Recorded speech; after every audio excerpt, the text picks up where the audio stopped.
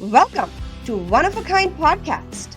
Slay that stage, your backstage pass to the minds of world champions of public speaking. Discover the stories, the strategies, and the skills of world-class speakers and get ready to transcend your fear of public speaking and slay every stage life presents to you. Hello, and welcome back to yet another episode of Slay That Stage Champion Store. You are in for a treat today because our guest today is the reigning world champion of public speaking. Tanvi, do you want to bring her in? Absolutely. Hello, and everyone. Welcome back to our Slay That Stage podcast. Today, we bring to you, like Ayesha said, the reigning world champion, Dr. Joselyn Tyson. Jocelyn is currently working with Pfizer Pharmaceuticals, and her journey in public speaking began a couple of years ago when she joined the Voorhees Toastmasters Club in 2020. Shortly thereafter, in 2023, she entered her local Toastmasters competition and eventually went on to winning her world championship yet again in her very first attempt. Out of around 86 odd world champions we've had over the last 86 years, seven have been women. And perhaps Jocelyn is, I believe, the only one who won in her very first attempt as a women participant as well. So you can imagine the level of mastery, skill, and brilliance Jocelyn has embodied and demonstrated in her contest delivery. So we are excited to bring her brilliance on Slay That Stage to you to help you slay every stage that you get on your life on. Jocelyn, welcome to the podcast and thank you so much for joining us today. Oh, thank you. It's a pleasure to be here. And thank you for that warm intro, Tommy. It was really great. Oh, I feel charmed and ready to go, ready to pump and share. Absolutely. Thank you. Great. So, Welcome, Jocelyn. you want to do the honors and begin the conversation with Jocelyn. I know there's a question you've been burning to ask her. Yes, I have. Since it's peak time for international speech contest, and as an aspiring contestant myself, I want to ask you one very important question. Since right now everybody is scripting their stories, what's one key ingredient when you're writing your story the first time that the new contestant should keep in mind? I believe when you're writing your story for the first time, the key is making sure it's your story and it's authentic to you and authentic to what you've been through, how your experiences. Make sure that it resonates within, because I truly believe that that's what the audience and anyone hears it will see. They'll see the genuine, they see the truth that's behind it, and you will be easier to tell the story. And I think that that comes off very well when you're on the stage. Of course, you're nervous, but you are telling your story. So the more authenticity you are true to yourself, the better. So, am I understanding that authenticity is the key here? Absolutely is the key. Be yourself as much as you can. For myself, when I got on the stage, I know, and I can sure my friends would agree, that I can be a twee bit, just a smidge dramatic. And I chose to allow myself to be full drama as who I am. When I express and I tell a story, I use my hands, I use my body, I get close, I get quiet. And that's how I told my story when I was at my Toastmasters Club. That's how I choose to continue on and tell my story on the world stage. And I realize that it may not be for everyone. Some may say it's too much, but at the same time, I was ready to go out being me. And that way I had no regrets. If I didn't place, okay, but this is how I was going to show up, just me, not being influenced by anyone else yet. Maybe I was going to look into that if I hadn't have won, but I just decided 100% me and how I would do it.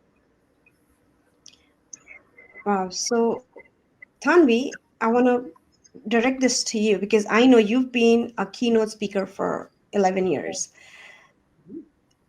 Talking about authenticity, how difficult it is for a speaker to bring that A game that Jocelyn talked about, how she said, bring that drama, bring that, because that's how she was, the loud language or softer tone or complete hand gestures.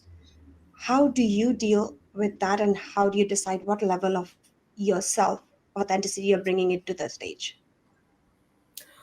Thank you for asking that question, Aisha. It's been a very different journey for me as a speaker. So, my brand of speaking has been inspirational for the last decade of my professional career, and I have had zero skill sets in storytelling. So, Jocelyn, trust me when I say this, I'm in absolute awe of the level of mastery you have in telling a story and performing it, helping people relive it with you.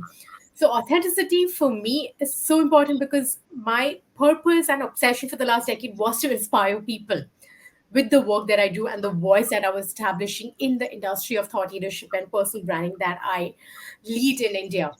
Storytelling was nowhere on the horizon. So hence I had not even developed it as a skill. So I did never ever attempt to be a forced storyteller.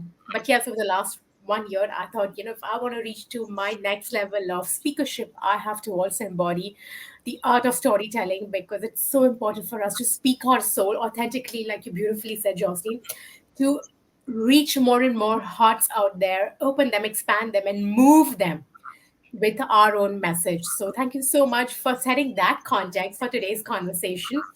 My question to you right now is I'm wondering what inspired you to not only participate in the contest.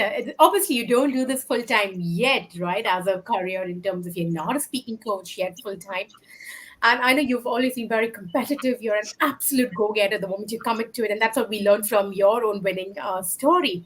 But what moved you to compete at this level and your journey of how it's evolved from being a corporate professional to now a world champion of public speaking? Absolutely, Tanvi. I would say the people around me did more so the inspiration and continue to push me. My Toastmaster Club, and I joke, but they're like family now. They would say, "You're good enough, Joss. You're good. You're good, Jocelyn. You go for it." And I remember thinking to myself, "Yeah, yeah, you guys are family. You're gonna say whatever you want. Of course, you think I'm good. We all think we're good. I think you're good, and everyone." But that was one of those things. And I always had intimidation because I don't know for you. When I researched Toastmasters, I saw the World Championships video. And I remember seeing these videos going, oh my gosh, look at this. Look at their stories. Look at how they project. Look at how they're on there slaying the stage. Look at how they're putting themselves out there and connecting with the audience at such a high level. Not me, not yet. Oh, goodness. One day, maybe one day. And so I had that fear. It wasn't until I was on my level 3 for my path, presentation mastery. And it was for the May of 2022, because I had actually joined officially in 2021.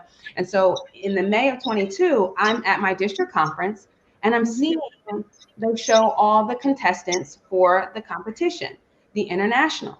And at the time, they gave us a small little booklet, and it was the program, but inside there was the judges' criteria. And so you got to watch all the contestants, and you had the privilege to sit there and then judge with the booklet. And it became almost a game. Now I wanted to see if I could, which one could I guess was going to win? Like, who could I guess would be second, third, and why? And at that point, I remember now it took it so being so grandiose to being on a personal level. So now I'm rooting for everyone and I'm listening to it. I'm like, these aren't as crazy. This isn't bad. I can do this. I think I really may be able to do this. And at that point, I said, you know what? Next year, I'll sign up. I'll challenge myself. We'll see how far. My goal is to get to district and get on the big screen. And when I got each level as I continue up and finally made the district, that was the win for me. And even just that chance, that moment to have my video up there for everyone now to see and experience. That's amazing. So I know you've fallen many times in many attempts and challenges that you've set for yourself. Can you tell us any moments that you failed in your journey of competing as a speaker, or you just failed on the stage, you forgot something, you froze, or anything that happened to you, and how you dealt with that? And what's your advice to people who often fail doing multiple things that they want to, or they just fail to even give them an opportunity to go out there and grace the stage? Yes. Failure is a part of life, and failure is an opportunity to learn. I wish I had told myself younger that it is okay to fail. Being the oldest sister, you have this idea of perfectionism. You think that you're the one that's supposed to pave the way. You're the first one to college. You're the first one to do everything, and you want to do it right. So there's this idea that I can't fail. when I wish I had talked to someone, like the older me can talk to the younger me and say, that's okay, keep trying, pick yourself up, dust yourself off, because there's stories in that. And actually, my best stories, and the two that I did for the contest, were moments when I had my fails and how I was able to now navigate, pick myself up, and move forward. I would say during the contest, I did not have any hiccups in my speeches per se. My final world stage, I did have a few moments, though you don't see them. I know, of course, where I said something backwards and I did something else, but overall, the story was still good. However, in my Toastmasters journey, oh no, the first time I spoke to people, I froze. I couldn't remember anything I was supposed to say. I looked up, looked back down, and then I couldn't remember anything. I had my intro on memorized, as people tell you, have your intro memorized. But outside of that, my brain just sat down and said, no, no, we're done. So, which was embarrassing to say the least. But again, I pushed through, eventually got through that speech. And I since then learned always have backup notes. Always have something there, even if you don't need it, just have it sitting there, especially in the beginning. It's okay to use your reference points. It's okay to be nervous. It's okay to get it wrong. And then from that point on, I made sure I had little cards, even though I never needed them, but they were always on the side just in case I had a total brain shut down like I did the first time. Wow. So I know I've seen so many speakers freeze on stage and just give it a few moments to absorb that, okay, yes, this is real, you have forgotten. And the audience just cheering them on and clapping and, hooting so that they calm down themselves and they're able to realign their own confidence. Asha, has it ever happened to you? Yes, actually, very early on when I was trying to speak at high school in a debate, so well prepared, so very confident, and all I could remember was the topic's name, and I froze and I ran from the auditorium. Never gonna do this again. But I had a very good support system where my teacher was very supportive, calmed me down, got me water, got me back on the stage, and looking at the faces, they were like, "You can do it." Got me back on again, and I was able to finish it. Not very proud of myself, but I got through. And as Jocelyn says, that have you been there and how she finished her triathlon? That was pretty much me doing that debate. That yes, I finished, and that is all my take was at that day. But on that note, when you talk about freezing, but say hypothetically where an audience are cheering you on, and what happens is you end up saying something because a lot of people I've noticed have memorizes their speeches, and you end up skipping one part, and you're like, oh, but that was one such an important part. Now my audience won't relate what I'm saying next. What's your advice in that situation? Because, and thank you so much, Ayesha, thank you for that. Does happen. It was a something that you dropped, and you're right. Now I memorized my content, and I forgot this one special piece. If it's your story, and really that's why it makes it sense. If you have your story, somehow weave that in there. All of a sudden now it's an extemporaneous, but you will have to now weave in what was so crucial that might have been dropped, but no one knows it was dropped. It can still fit if it was that important, that it can fit along somewhere, and there's a where you can bring it back around.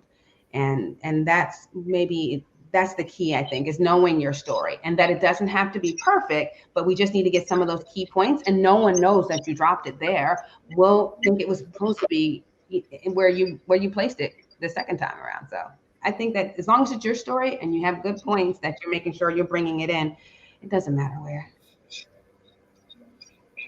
But okay, and I'm just going to talk from my personal experience as a speaker. I tend to fluster when I've forgotten some part, and I'm like, and not that I memorize my speech, it is my story, but you want to say it in certain chronological order, and I'm like, oh, but that was, and it starts to show on my face. As a speaker, and I know Tanvi, you to be a coach as well, what can you tell that to cover that on your facial expressions? The audience don't know that I've missed something. I get that part, but it shows on my face. How do you cover that? And I'd like to both of you to answer that, starting with Jocelyn. Oh, I'm gonna say that Tommy's a coach, so I know she has a good answer here. For me, it comes with trying to. I know, and I've said this before in other places, but it comes down with practice and practicing that you're not showing, or because that's the thing. No one knows you messed up. You have to begin to realize they don't know. It's almost as if they don't know. They don't know yet. They don't know yet. I'll show them. That's okay. Giving yourself grace, and I think almost it doesn't have to be perfect, because now that's where now that the anxiety comes, or this moment or this fluster. Oh gosh, I missed this, because you have this perfect picture that you want it to be like. But that's the thing, we don't know. And so I think it comes from, again, practice and recognizing that you can go around and just practice when things aren't going your way. I know that I guess it's the easy answer, but I mean, it truly is, I guess, in you relax. They don't know. They don't know. Don't show them, but they don't know. Please. And Tommy, the coach. And I want to hear what the coach has to say, because that is a better answer, I know, than mine. Oh my God, more than a coach, this is from personal experience because this happened to me during one of my TED Talks. And I had like 7 points I had to say. And I said point number 3, and everything was fine till then. I was feeling like I'm on top of my game.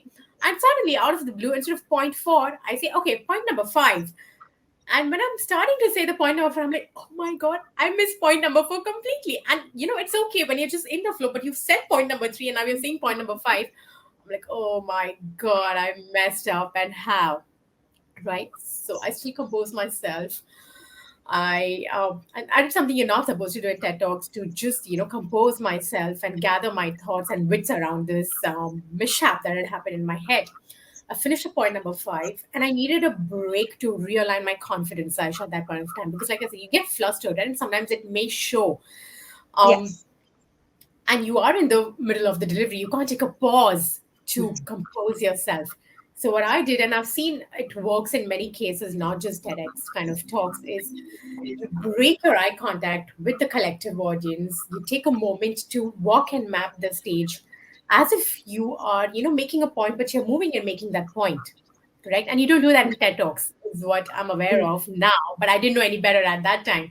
So I just moved a little from the red dot to the center of the stage, so it feels like the next point I'm making is even more important in my head. I thought, okay, Right. that's going to.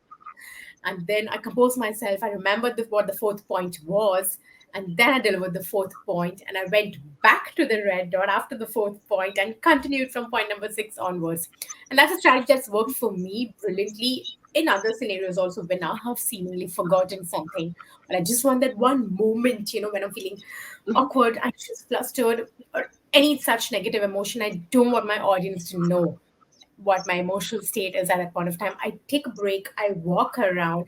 That walking around, breaks that energy flow which is there and gives you a breather to realign your thoughts and be in control of the next 10-20 minutes of your talk. Right. So that's what I Right. do. And I would recommend for you to test it out during your practice sessions also, and see how you're able to master the illusion of control that you now have. Right. So, Right. my question to you, based on the emotions, right? You portrayed, I think a million rainbows of emotions, not just 7 colors of emotions, so to speak. How did you gain that level of mastery in emoting and Right.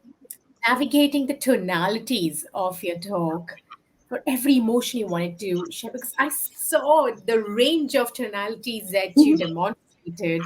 Your emotions were all on point, and every time from a high to a low when you delivered. Have you been there? It was just so awe-inspiring for me to see that level of mastery in the tone play. And tone is something most speakers struggle with because we are so flat usually as speakers, right? So please help us with some tips, insights, or your lessons of mastering that level of tone play. Yes, thank you so much. And also, I'm taking notes. I hope you know that. That was great. Breaking eye contact, walking the stage, letting yourself bring that energy back. Hands down, I'm over here. And I love the illusion of control. I just want to let that one go, because that is truly what it is. It's an illusion sometimes. When it comes to my tone and the delivery, I will say this. I did have, and I do have a small background in music. So I recognize how important sometimes the sound, the pitch, the pace, the cadence, all that plays in when you're speaking or when you're singing. And now you can transfer it also to when you're speaking, and also being on that stage and having that moment, being grandiose when you need to, but pulling back and being slow and being quiet just for emphasis. And of course, the presence of the pause and how impactful that can be. I'm learning that there's a place and there's a way to work that. I'm learning that whatever you're speaking of, sometimes I would say taking a consensus, if you're not aware, what are the things that we do when we're nervous? What are the things that we do when we are scared? And so that's the things that I wanted to make sure I portrayed during my speech. I know there was a part where I started to panic. And I wanted a moment where you're seeing and you're hearing my breaths in between as I tell the story. I look over to my right, my family's looking at me. I look over to my left, they're looking at me. And so there's the breath, and I wanted that to come. And then the pace started getting quicker, and it started getting faster, and it started getting. So those were the things that I wanted to be sure that I was portraying in my speech. And I think if we stick with what are the things that we think about and that what is being told at this time, what do you want your audience to feel? Really lean into that, because the more, I think the more dramatic, the easier it is for someone in the back to get it. Easier it is as someone way down there. Easier it is for others to get it. So you want it to be clear that right now I'm panicking and this is what's happening, or I'm relaxed now, or I'm being serious now. And I think that that's the part I really wanted to pay attention to, as well as, of course, my tone and the rhythm and the sound and how it would play out. Great. So, what are yours? That I think it's the authenticity, like you said, to relive the story and showcase the moments, epiphanies that are coming together in your own performance, right? But my struggle right now is, and I'm just voicing it out loud, is most speakers who are obviously not masters of the art of voicecraft that you showcased right now and in your performance as well. They are presenters, they are speaking, they are narrating, or they are telling a story, but they're not performing it, right? So, how did you evolve in your journey while you're a naturally dramatic storyteller? But from that offline drama of a personal storytelling style to the performance readiness, how did your journey of storytelling evolve to absorb these skill sets? Did you work with a coach, or was it I, me, myself? I would love to hear your pre contest preps and evolution of skills. What are the three skills that you had in your mind that I have to absolutely learn and master to be a world class storyteller? Yes, I would say for me to be I chose not to go with a coach for my first time because it was my first time. I wanted to Mm, see what I had to offer first and then take what I needed to maybe tweak on, allowing others to see that, because this was going to be recorded and I understood that. And I was going to take that video, if I didn't, take it to someone and say, okay, where could I grow? Where do you see that I'm missing here? What am I deficient at that you believe I could have added more to? So for me, it was a challenge to just say, let me hold back on the coaching for now, and then I'll have something to work with for later. And if those that choose not to do that, by all means, if they want to go to a coach, hands down, I think coaching is excellent, especially in the realm of public speaking, because we want to be sure that we're projecting what we want our audience to truly see. Because sometimes my interpretation and others could be different. In that regard, I did not choose to start with a coach. And what I chose is observing, watching, seeing. I watched almost every world championship speech that I could log in real quick and see. I wanted to see what were the commonalities, what was the consistency, what was something that I would say they all had in their content, what do they all have relatively in some of their delivery. Not that I wanted to steal it, I just wanted to get an idea and a feel and a presence for what I saw. For me, when it comes down to preparing for something like a contest, I chose to practice.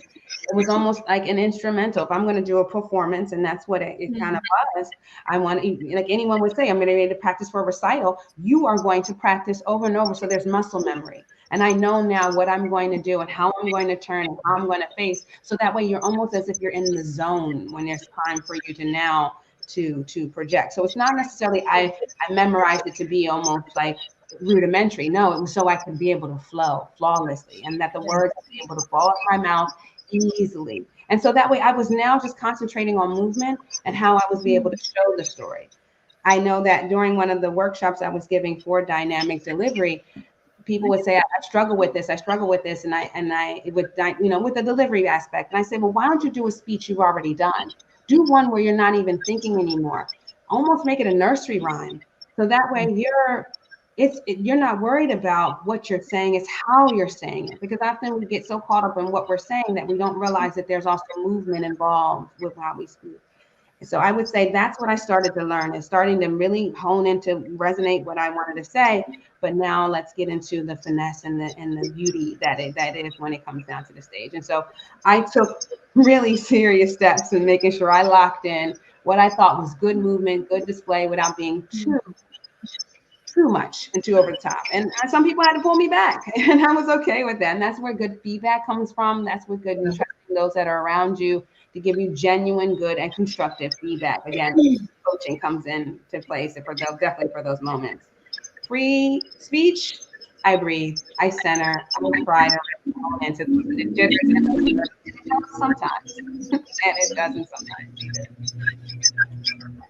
Like I couldn't agree more. Well, I'm amazed to hear, and I'm still, trying to integrate this that you did what you did without a coach. So, kudos to you for that. I'm so proud of the accomplishment you've had on your own, and I think it's definitely something to shout out from the rooftops about, because we always talk about get a coach, get a coach, get a coach if you want to compete at that level. But hey, it is possible if you truly give in your 1000%, have your content absolutely mastered, and then you, like you said, focusing on the delivery of it in as as poetic way as possible, because watching you was like poetry in action for me, right? And I was just so mesmerized by the whole performance, especially because I don't have those skills yet. So I'm like, okay, this is amazing, and I would love to speak like this someday.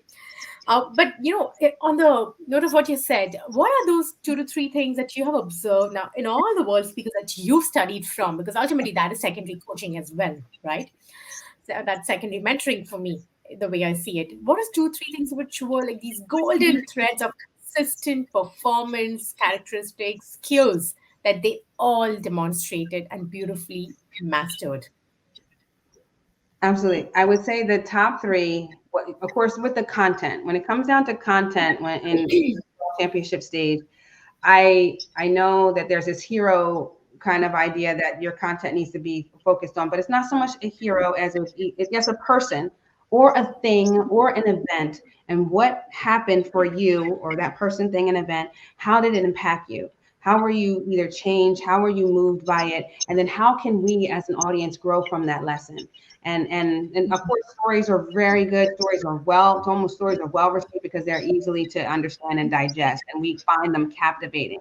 And how captivating your story is, and that's the other part I would say is that not only is it who, or what, or a thing that inspired you, and you had a lesson from it, but can my story captivate? And that's what all the world champions had. It was almost as if you wanted to lean in and get a little bit more on that, like what was it that they're doing?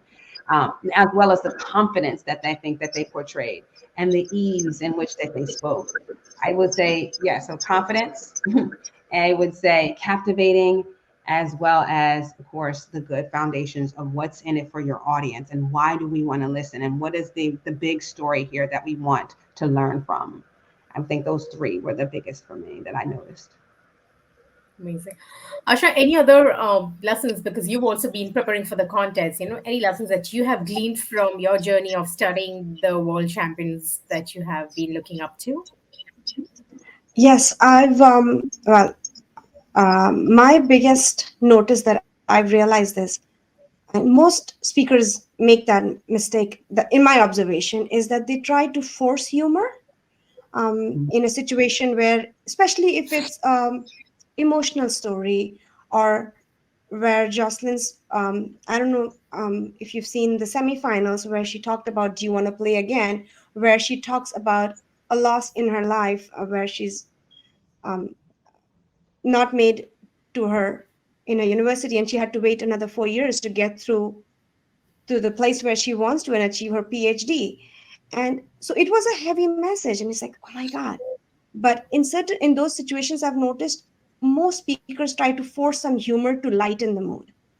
And something that I've learned in my journey is that do not force humor. Um, Try to uncover it. And I'll give you a simple example where you were talking about TED Talks, where you said, where you jumped from 3 to 5. And it just clicked to me at that very time. It's like, another way to recover is like, good thing it's not, today's topic is not about maths. And then you move on. Something like that, where you just uncover the humor in the situation. And that's been my biggest learning point, because I was like, oh, I need to make it funny, so I would force a joke. And I realized, when you force a joke and the audience don't get it or they don't react to it, it's an awkward silence, and it's difficult to recover from there. Mm-hmm. But if you're uncovering it, for example, if you've said it, oh, good thing it's not a maths presentation. Even if they don't react, you've recovered from your faux pas and you can move on. You don't have to wait for the laughter. You get a laughter, that's a bonus. And that's something has been my strongest take, that do not force humor, uncover it. Well said. Well said. That's absolutely true. Well said.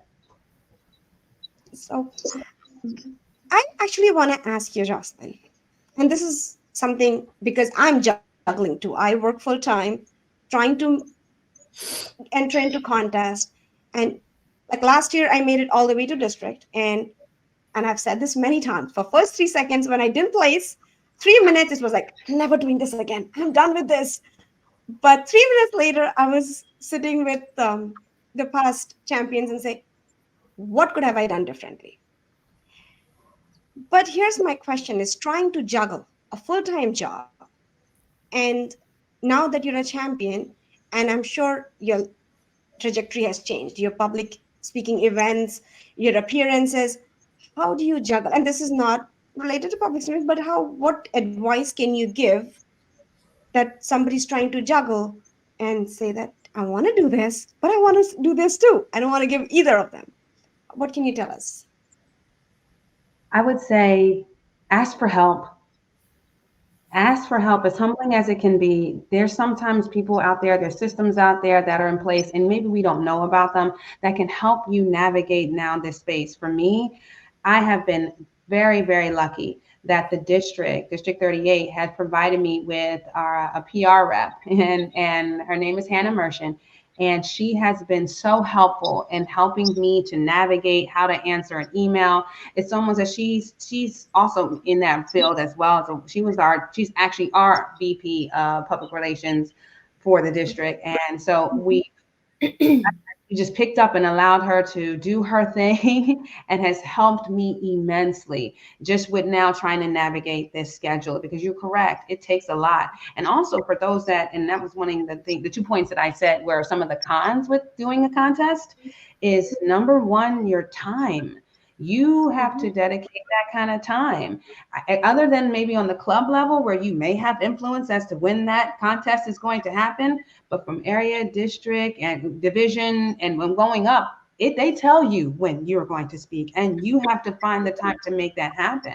So your life gets kind of crazy that way. And I can only imagine, and Tanvi, when it comes down to a TEDx talk or TED talk, you have to do. I'm sure it's similar. You have to give this time to and give up, so that things have to now balance out. You have family; those are priorities. You have jobs; those are secondaries. And now you have this that you're trying to weed this in. It's like, okay, at least for me, as this is not my primary job, but recognizing that you might need help and just reach out to those around and see where you can help out, where you can get that assistance. Reach out for help. That's a beautiful takeaway from me. Tanvi, I know you do this pretty much full time. Mhm. What was the point that you said, okay, you know what? Drop the corporate world. This is what I am doing. And just share that so that our new aspiring speakers learn from the journey. Asha, I've been an accidental professional speaker. I did not choose this career. It chose me, let me just put it that way, as usually historically it's said. I got into the industry as a coach. I wanted to coach people on public speaking to begin with, and I realized that I don't know how to sell myself, so to speak, or position myself or promote myself because I didn't come from a business background and I was terrible at sales. So I wanted to then build my brand to position myself as the go-to expert or the go-to authority in speaking and be a coach from that perspective. Public speaking as a keynote speaker happened almost as an accident for me because now I had to grace more and more stages to talk about personal branding because that industry was non existent in India 10 years ago when I began evangelizing it. So for me, it just happened so organically. It was never a career plan that, okay, I'm going to become a full time professional speaker because I was 25 when I got into the industry at that point of time. It was definitely not on my radar. I would have loved to speak someday because I've been a student of speaking, but it happened because I had to be out there to speak my mind, to share my message, and build awareness about the industry. So I think a lot of speakers get into speaking because they have a message to share, right, Jocelyn? And that brings me to this question: what is your core message today that you would like to bring to the world as a speaker? Because all speakers I've observed over the last 10 years of studying them have a brand of speaking, right? They have a brand of speakership, the way they speak, their style, their message, and the kind of identity they want to be known for as a speaker. So, have you thought about what kind of a speaker you want to be, or if you have an answer for us today, like what is your brand of speaking? I would love to know that. Thank you so much, Tanvi. And good question. I'm still growing in that. I am still growing and trying to cultivate what this is going to be for me. This is Mm. only the beginning. I tell myself I'm now in my third year into Toastmasters, and this is now my 2024 will be the moments where I can get out, do a message. And my message so far that I'm going to be is to get out there and try. Get out there and do. Don't be afraid to fail because in that failure is a lesson. And that if it does not challenge you, it does not change you. And change is where you grow. And if you want to grow, you have to be willing to recognize that change has to happen. And all of this has been part of, I joke, but it was that milestone birthday where I did this total reflection and I wanted to start doing things both mentally, physically, and spiritually that I could push myself. And the physical was the triathlon. The mental, I started to push myself and apply to new jobs and new places. And now I'm in a different place, different jobs, and I'm recognizing that this is how this has to happen. I want to grow. I need to change. So that's the big message that I'm going to be kicking off on 2024. Will that stay? I don't know. But I know right now I'm in the space of growing and it's uncomfortable. It's awkward, but push past that and you will see some serious, serious, amazing things.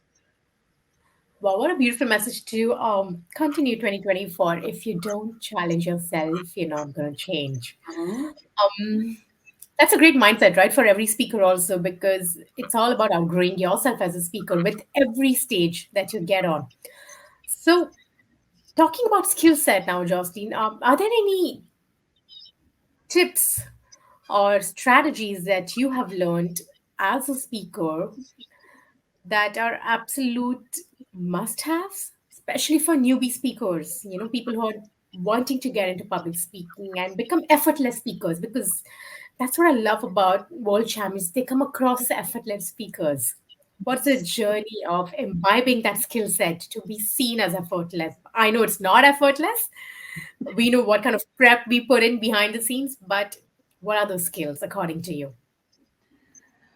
Whew, effortless skills. What skill sets can you develop to have it come off effortless? I do think certain things like vocal variety. I think do voice coaching. If you're not doing something online, looking at different things where it has voicing, little even how you're hearing the nuances of how you pronounce and how pronunciation is a very big thing. That's one of the big categories, of course, of the judges' criteria. So knowing that and working on some parts of that. So also, good storytelling and working on content, being able to write a good story, working on that part of the speech, because content is 50%. And in these cases, that's where I would start to play around with voice coaching, maybe working on content and storytelling, and of course your delivery and your stage presence. I think that was my nuance, and that was the niche that I would have with that. And maybe getting into drama, getting into some acting classes. Have you have some time if you want to play around? If you feel as though that's something that you may want to look into, why not? It's all it can do is just grow and to develop you in terms of a presentation, and that you can now start to work on that space. So I would say start to push yourself and talking to a coach, taking in where they're seeing how you could play with that, because everyone is different. I could throw out all kinds of ideas, but maybe they're not right for the fit for you. It's talking to people and getting feedback. And of course, being fully vested in your path. And that's one of the things that I know made a difference for me, is that even though it was presentation mastery, every speech, I wanted to get as much feedback as possible. I will work on something. And I even contacted people within my club personally, not even just my evaluator, but I would contact other people and say, can you listen to this one? Could you give me some feedback about X? Can you give me feedback about Y? And allowing people to give me what they saw. So that way it was something I can now take and work on. Amazing. So you already have a background in singing, like you said, your vocals, you've been working on that for a few years. Did you also happen to have any background in acting or theater, or did you test drive it or just have some fun with it? Just had fun with dramatics. I always wanted to do drama. I always had a, but I never had a chance or a place to build on that skill. So I got involved in the sciences, but I always enjoy, a good little fun community play here and there, but nothing to the extent of where I was having coaching or any type of, it just, so it was having fun. And that's what I chose Toastmasters to be. This was the place where I was going to have fun and grow. Amazing. Asha, what are your thoughts on experimenting with different modalities of performance beyond just speaking? Because you're in your journey of preparing for the world stage.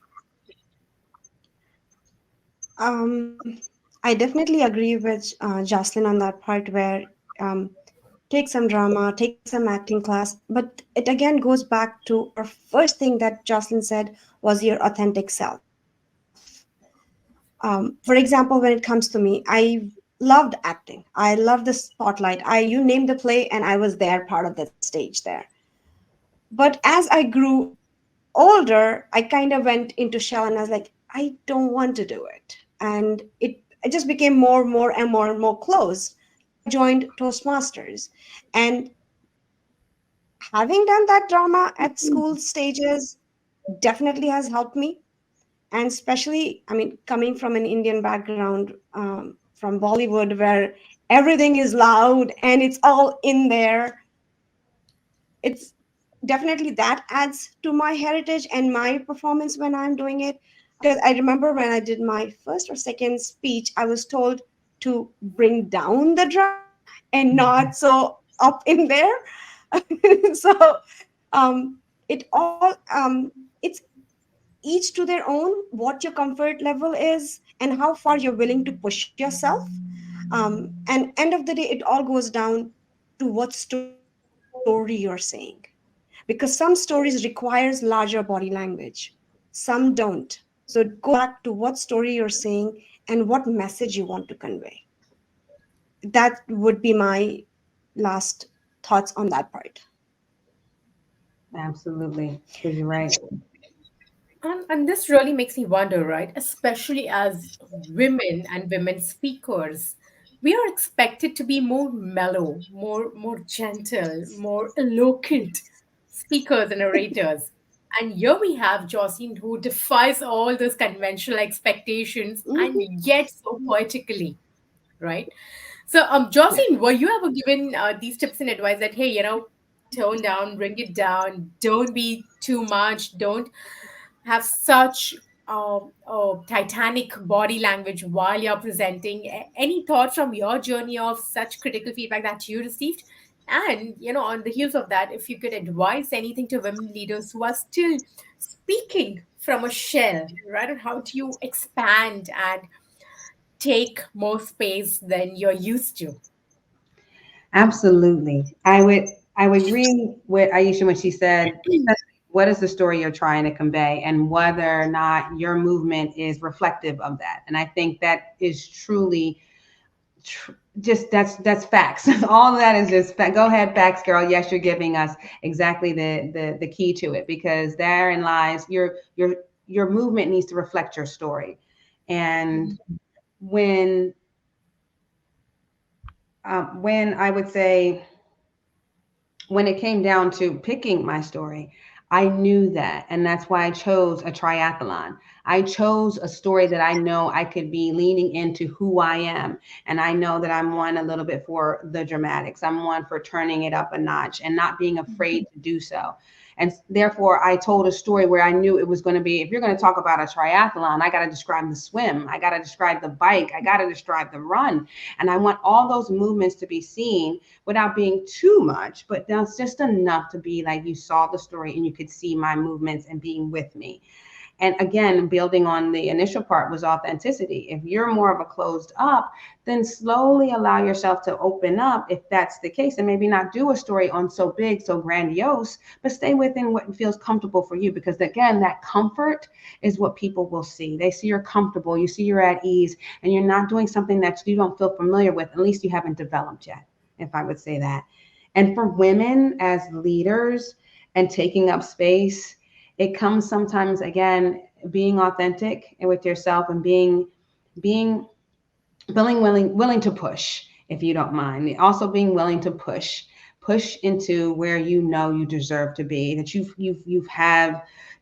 done the work, you've done what you need to do, and you have a place here. And it comes sometimes with that self-talk that we do, and giving yourself a self-talk, and talking to yourself. Because again, that picked up on my story, which was that we have that inner critic that's always telling us that we are flaws, our mishaps, are things that we don't fit. But then there's that other side that says you're working hard and keeping at that. So getting to feed into that positive self-talk and being about that. And that's where it comes in time. I would love to say that. I'm like, just get out there and do it. But it does take some practice. It does take some time to recognize that you own this space, and that your skill set allows you to be here. And it has to push back the fact that you may be the only woman in the room. And I have been in those places where you are the only woman in this room. Okay. And here I am. And recognizing that it feels uncomfortable at first, but push past uncomfortable sometimes, and recognize that you deserve to be here, that your skill and your hard work and your efforts put you here, despite that you are a woman, despite your ethnicities, but despite your culture, you deserve to be here. Wow. I absolutely echo with what you said, that, being the only woman in the room, because I've been that, done that. I've not only been the only woman in the room, I've sometimes been the youngest woman in the room and the only woman in the room. So it's been very challenging for me to be that expansive, right? Because I never wanted to come across as arrogant. I never wanted to come across as someone who is who thinks no ends of herself, who's overconfident. Because in India, a lot of these notions are very easy. A lot of these judgments are very easy to pass about women. And I would like to believe that's the case more often than not in most of the cultures also. And that is why women are so wired to play small, right? Any tips or any insights that you've learned the hard way for women speakers, especially because three of us are women speakers, and it's a rare feat to see a woman speaker like you with the skill set that you have, who's unapologetic with the space that she gracefully commands and ferociously, right? Women don't do that. Women tend to speak, set the message across, and get done with the job. They don't like theatrics. They don't like to perform. They don't like to outshine. It's a cultural thing. It's what I've seen in India, at least. I have also not done that because I've been petrified of all the criticism, judgment. What does she think of herself? Blah, blah, blah. What are your thoughts on helping women completely be unapologetic and bring their authentic drama and wow to the stage? I believe there's a saying that I've heard this and I'm choosing to keep this one with me in all of this that I'm doing. And I want to share it with you ladies and to, of course, your audience. And it's basically this, it's that other people's opinions of me is none of my business. Hmm.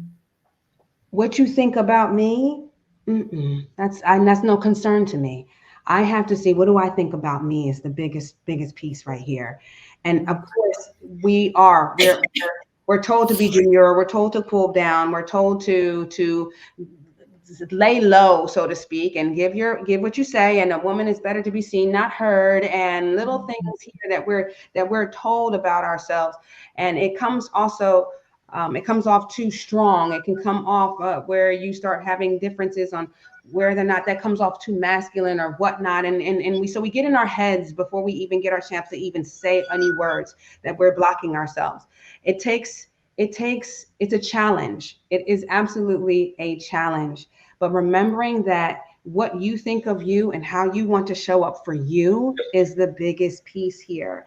And I choose not to worry about what you think of me. But then again, I've come from, of course, a background where I was encouraged to be pushed out to the front. I was in music at 4 years old, where I'm pushed out and go out and say, go out there. And so you knew that you had to have a presence about you. So I know that I was grateful in having a supportive team to let me know that I had a voice and that people wanted to hear it. But I encourage women, Wow. push for your voice, push for yourself, and push for how you want you to feel good about you. And don't worry about other people's opinions. That's their opinion. I I would love love what you said because to. no, no, please continue. No, that was it. I wanted to just say I would love to now hear definitely you ladies and some of your answers to that one because that's a big one. How do you get that message out? I've been someone who've been very conscious of how I'm perceived in the industry because I did a lot of firsts in my career in my industry in India, right? And so I played small unconsciously because I didn't want to ruffle a lot of feathers in my late 20s. But the moment you hit your 30s, it's like a different dimension of rebelliousness, perhaps, that you want to embody because now you know who you are as a person and as a professional, both. And something I realized in the last couple of months, which you beautifully echoed right now, is don't care too much on what other people are thinking about you because the way I see it now, and I'm trying to paraphrase you in this way, is my awareness or my confidence in me is my awareness of me, and your perception of me is a reflection of you, right? Yes. So I think that is so powerful for us to integrate, or else it's just lip service. And integration is what takes time, experience, and spiritual maturity to be unperturbed with what people think about you. And it only happens with time and age, at least in my experience. I know Aisha, coming from India, different culture, and now in Canada, would love to hear if you have anything to add to this, before we go ahead and wrap up today's episode.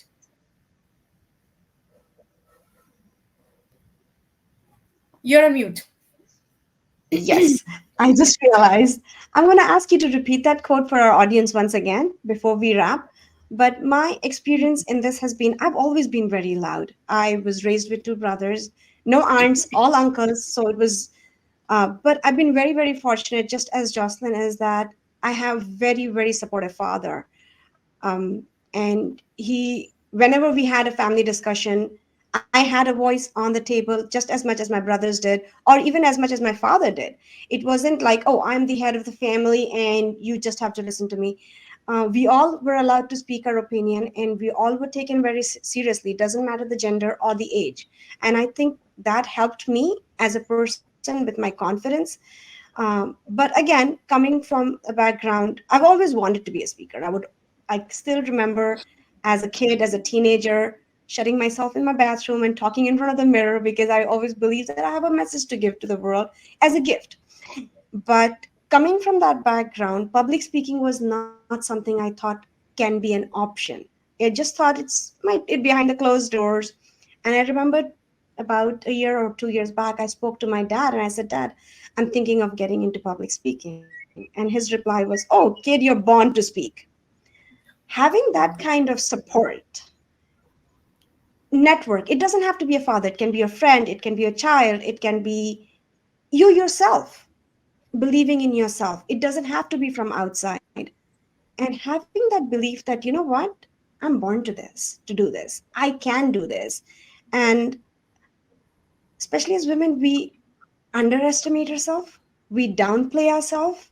So I would say to all females and ladies out there, say that pick up that diary, ask yourself what dream is hidden, what have you locked way behind because of responsibilities, because of circumstances, because of culture.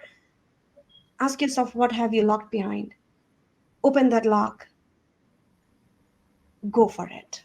And that's how I would like to give my message to the fellow ladies out there.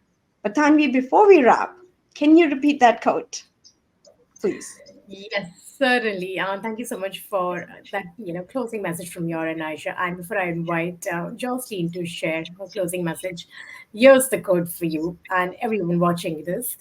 Uh, my confidence in me is an awareness of me. Your perception of me is a reflection of you. So, Jocelyn, Beautifully said. any Beautifully said. words? Thank you so much, Aisha. Any words of wisdom for aspiring speakers or women speakers out there to stop playing small and go slay the stage that is calling out to them? Words I would say, and I mentioned it before, is that yes, push past the uncomfortable, push past the doubts, push past the fear, and truly unlock. And as mentioned, I used to say, unlock that what you have within. There's a story there. As she said, pull out that diary, pull out those things about you that you have to tell, and what you've been through and how you've made it. And if you had to go to tell your younger self a question or something that you learned along the way, that's the message. How did it impact you? And just push back that. And again, and I would say, if it does not challenge you, it does not change you. Welcome the challenge. Welcome the uncomfortableness and embrace the changes, embrace the growth. If it doesn't challenge you, it doesn't change you. And on that note, we'll officially wrap up today's session with a closing note from Aisha. Thank you so much for that beautiful, inspirational moniker that is going to definitely stay with me at least for my 2024. And I'm going to go and scout a few challenges for myself for this year. Thank you. Aisha, over to you. Thank you, Tanvi, and thank you, Jocelyn, for your time and the wonderful message.